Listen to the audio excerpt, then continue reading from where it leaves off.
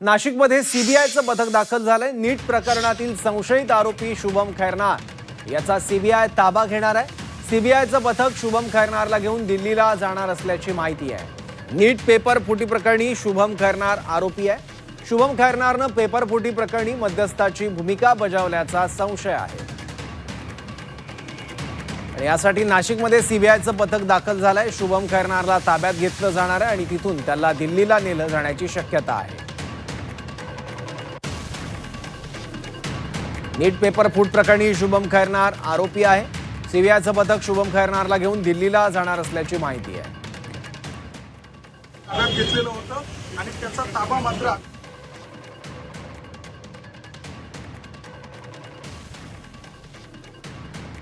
शुभम खैरनार याला ताब्यात घेतलेलं होतं आणि त्याचा ताबा मात्र आता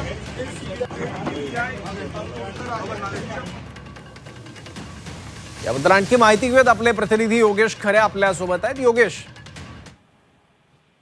शुभम खैरनार याला नाशिक पोलिसांनी सीबीआयच्या इन्फॉर्मेशन प्रमाणे आज दुपारच्या सुमारास पकडलेलं आहे आणि तो दिवसभर आज नाशिक क्राईम ब्रँचच्या ताब्यामध्ये होता। आता त्याला घेण्यासाठी सीबीआयची दिल्लीची टीम नाशिकमध्ये दाखल झालेली आहे। विमानानं ती लोक मुंबईला आलीत आणि मुंबईवरून ही टीम आता नाशिकला क्राईम ब्रँचमध्ये पोहोचलेली आहे।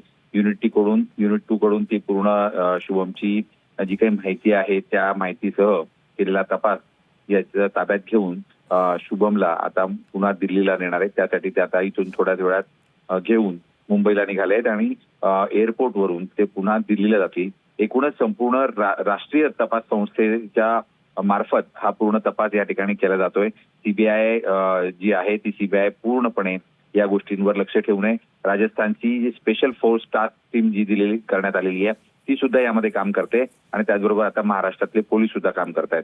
महाराष्ट्रातून 2 जण रडारवर होते, त्यापैकी 1 जण नाशिक पोलिसांनी शिताफीनं पकडलाय, तर अहिल्यानगरचा जो आरोपी आहे तो अद्याप पोलिसांच्या ताब्यात आलेला नाही।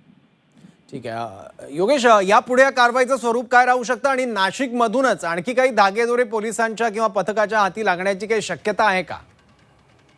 तर डॉक्टर शुभम गुजर हा बीएमएसचा विद्यार्थी होता। बीएमएसच्या तिसऱ्या वर्षी आणि चौथ्या वर्षाला आता चौथ्या वर्षाला तो जाणार होता।